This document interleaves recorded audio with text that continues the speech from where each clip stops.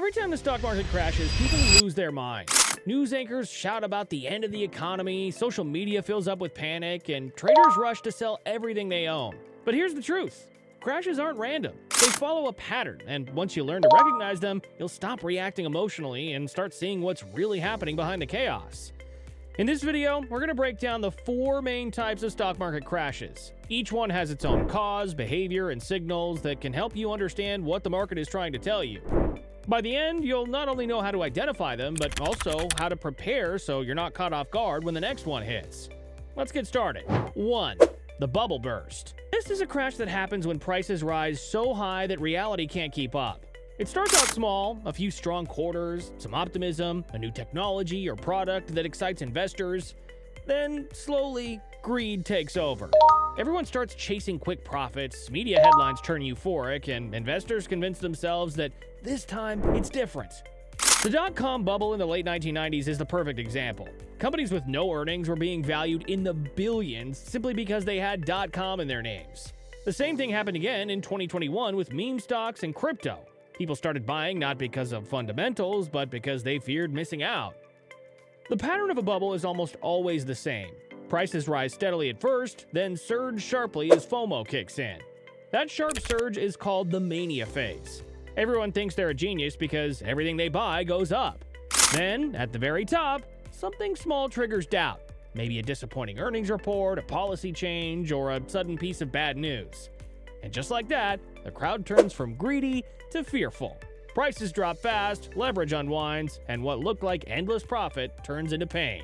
The biggest mistake people make during bubbles is believing that momentum equals safety. They assume that because prices have been going up, they'll keep going up. But professional investors know better. When valuations start to disconnect from reality, risk increases, not decreases. If you ever notice assets rising too fast without earnings or cash flow to support them, that's a red flag.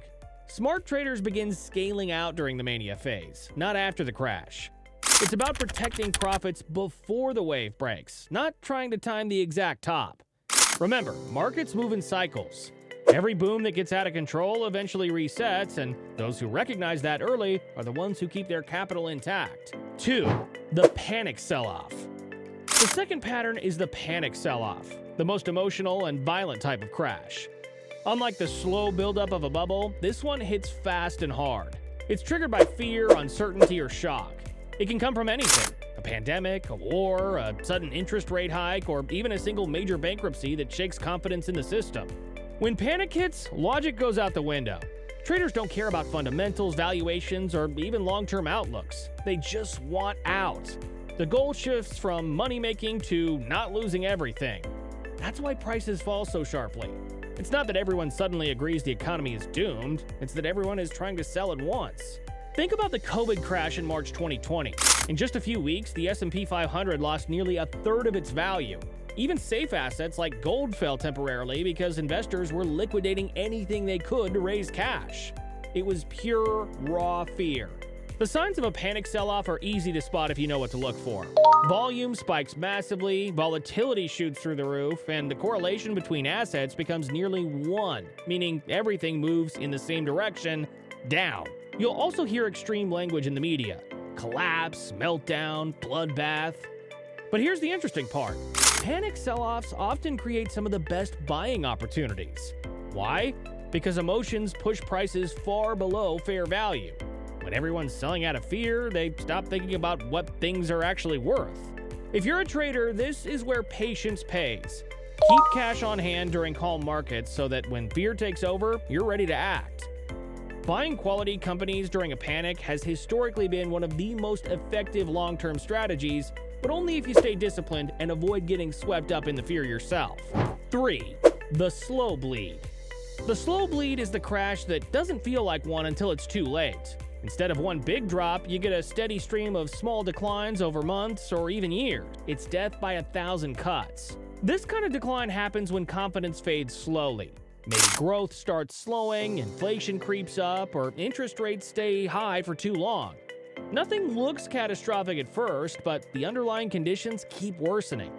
Every small dip looks like a buy the dip moment until the dip stops recovering. The 2008 financial crisis actually started as a slow bleed. In 2007, subprime mortgage defaults began rising, but most investors ignored it. The market slipped gradually for months before the real collapse hit. By the time everyone realized how serious it was, the damage was already done. The same pattern appeared again in 2022 when tech stocks started dropping after years of nonstop growth. At first, people thought it was just a correction. But as inflation climbed and rate hikes continued, those temporary declines turned into a full-blown bear market. The slow bleed tricks traders because it doesn't trigger panic right away. You might see a 2% drop here, a 3% drop there, nothing major. But when those small losses keep stacking up, portfolios can be down 20 to 30% before anyone really reacts. To identify this pattern early, focus on trend structure. If you start noticing consistent lower highs and lower lows on major indexes, that's a clear sign momentum is shifting. Volume tends to decline too, showing that buyers are losing conviction. During slow bleeds, risk management becomes your best defense. Tighten stop losses, reduce exposure, and resist the urge to fight the trends. You can't force a turnaround just because a stock feels cheap. Wait for confirmation of strength, higher lows, improving fundamentals, and stabilization in key economic data. Remember, slow bleeds end not when people start buying again, but when sellers run out of steam and valuations finally reset.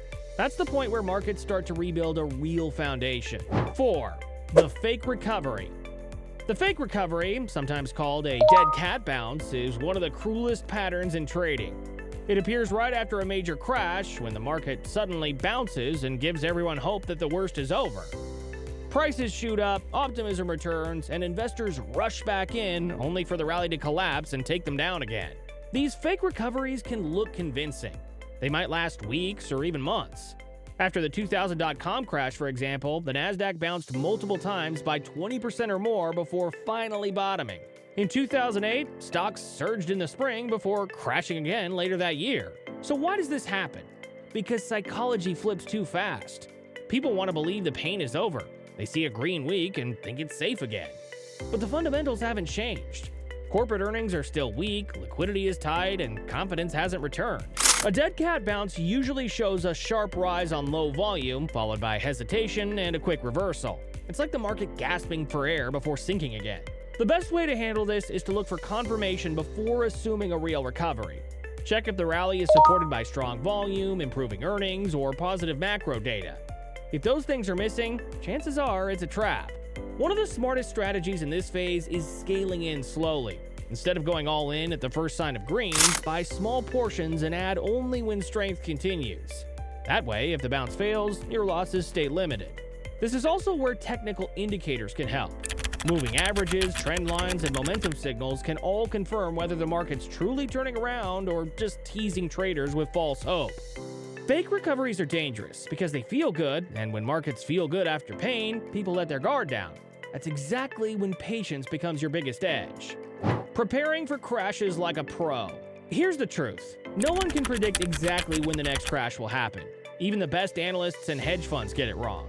But what separates professionals from amateurs isn't prediction, it's preparation. Smart traders know that risk management is everything. They don't bet the farm on one trade, and they don't let emotions drive decisions. When markets are calm, they plan their entries, define their exits, and calculate how much they're willing to lose if things go wrong. Personally, one of the biggest lessons I've learned is that mindset matters more than market timing. Crashes test your discipline more than your strategy. If you can stay calm while others panic, you're already ahead of most traders. Crashes are not the end of the market. They're part of its natural rhythm. They clear out excess, reset valuations, and prepare the ground for new growth. The traders who understand this don't just survive downturns, they use them to position for the next wave up. So now you know the 4 major crash patterns: the bubble burst, the panic sell-off, the slow bleed, and the fake recovery. Each one has its own signs, emotions, and opportunities. If you can spot them early, you'll understand where the market is heading while others are still guessing. Which of these patterns do you think the market is closest to right now? Drop your thoughts in the comments. I'd love to hear your take. And if you found this video helpful, hit that like button, subscribe to Elite Trade Club, and turn on notifications so you don't miss our next breakdown.